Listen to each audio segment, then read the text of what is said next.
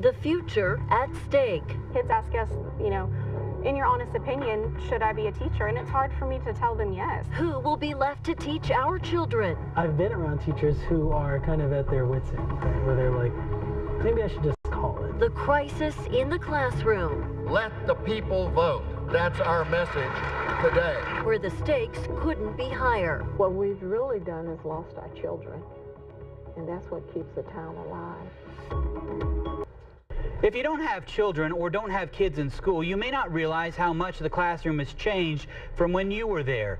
It's not just technology, though, that's changed. Schools are now required to do much more with less. It's the kind of job where the day starts long before. Lots of guys go a lot further than I do. Day breaks. I've drove the bus since my first day here, 11 years now. Landon Lewis gets to watch the sunrise as he picks up his portion of Alex Public Schools' 300-some kids. But Mr. Lewis is not just a bus driver. You ready for today? All right. His day job is teaching music. I really wouldn't. I wouldn't trade the years I've been teaching for anything. We came to Alex to see what makes a small school tick. And because more than 60% of all kids in Oklahoma go to a school that has less than 1,000 students. Really all about 10 years of my life I've been here in Alex. Isaac Byrne is now the elementary school principal of the elementary school he attended. He's also co-athletic director and transportation director. During the course of the day, I got to work on scheduling athletic events, scheduling transportation, all those types of things. So the day can go pretty quickly. With everyone doing a little bit of everything, the problems in education can be amplified, like the teacher shortage. Selling a job as a teacher isn't as easy as it used to be, and trying to convince someone to move to a town that's well off the beaten path. No, this is probably not a place I would look, but I wouldn't change it. Sharissa Byrne is a city girl who learned to love a small town, in part because her husband wanted to move back home. If you haven't figured it out, he's the elementary principal. I think every teacher in a large school or every administrator in a large school should visit and take a role of a small school teacher administrator. Alex actively recruits teachers. But the school is also focused on keeping the teachers it has despite low salaries. People say sometimes we're being selfish, and that's not a selfish thing. We have families, too, that we have to support. Valerie McCauley has been teaching in Alex for 11 years, and she has her master's degree. After working anywhere for 11 years, if you're making $35,000, that's a hard pill to swallow. In Alex, teachers are rewarded with retention bonuses. That helps, but it is getting harder to be a teacher. Sometimes, kids ask us, in your honest opinion, should I be a teacher? And it's hard for me to tell them yes. There's a lot of struggle. McCauley's classroom is unique. It's the STEM class, which stands for Science, Technology, Engineering, and Math. They start to understand why, they're learning algebra and why they're learning biology. We try to do a little bit of the hands-on in here. Not every school in Oklahoma has a STEM class. It's funded through Career Tech rather than the Public Education Fund.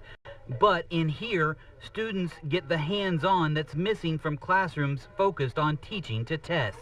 It doesn't matter what field you're in, you're always thinking about things, you're always inventing. We stopped teaching the things that made us great and started focusing on those bubble answer sheets, and I think it's hurting our education. Alex Superintendent Dr. Jason James says unfunded mandates and tests that promote recitation rather than retention have taken away from true educational instruction. If you want a society full of test takers that can do multiple choice tests, then we're doing a really good job of meeting that need. I do not believe that we're doing a very good job educating the whole child. Some of the educational problems don't need more money to fix. Some do.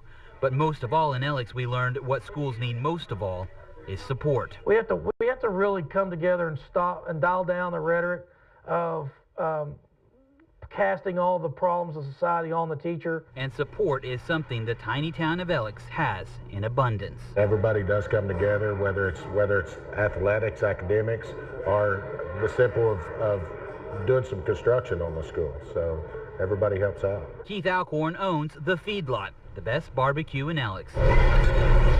He's also on the school board and says the community supports the school. The community's growing so much, it's huge. And that support keeps the entire town alive.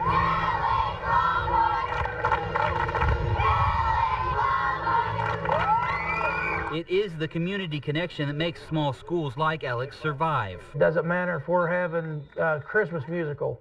Our community comes out and supports our kids, and without that, education is very difficult. Alex has to tackle the same problems as big and little schools all over the state, but the solutions to those problems so far seems to be a one-size-fits-all approach. We're trying to go about solving a major problem with solutions that I don't think have a very big impact on the problem. It's hard to know if Alex is the exception or the rule when it comes to small schools, but Dr. James believes his school's success is a team effort, from teachers pulling double duty to the community that is fully invested in the next generation.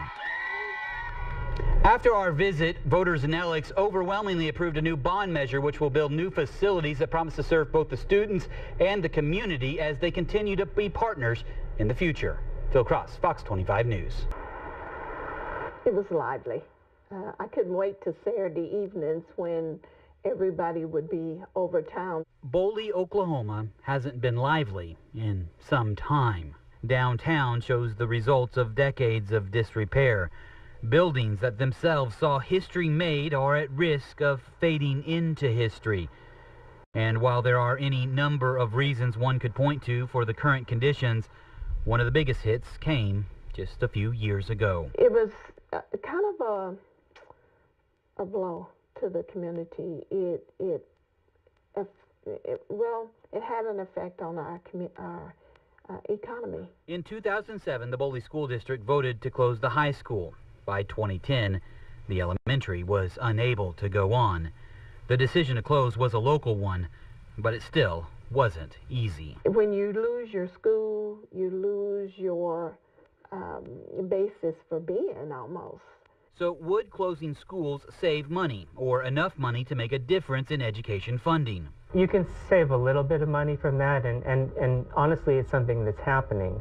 You know, the school districts have pretty steadily gone down over the past decade or two. Gene Perry with the Oklahoma Policy Institute doesn't believe consolidation is the solution to the state's education woes. There's not an easy fix to this that doesn't involve finding more money. Perry says education is the biggest piece of the pie when it comes to state funding. The only problem is the pie is shrinking, and Oklahoma needs to bring in more money overall. Nobody, to my knowledge, has ever defined what underfunding is. Byron Schlomock of the newly formed public policy research group 1889 Institute says there is no definition of what fully funded education is. It's quite possible, with the level of funding we have now, to get a quality education.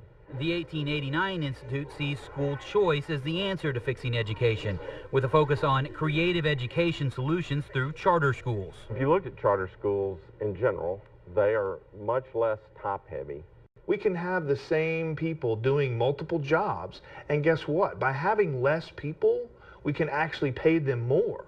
We can pay them what they probably deserve. State Senator Kyle Loveless has a different solution, keeping every school open but consolidating administrative expenses and sharing superintendents. We're basically saying it's more important to us to keep 512 superintendents employed versus educating our children. His plan would eliminate the need for many of the six-figure superintendent salaries and put the money back in the classroom.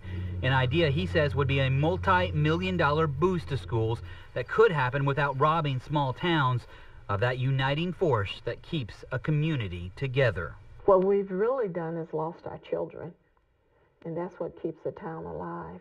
Because as Boley knows all too well, coming back is much harder than getting knocked down.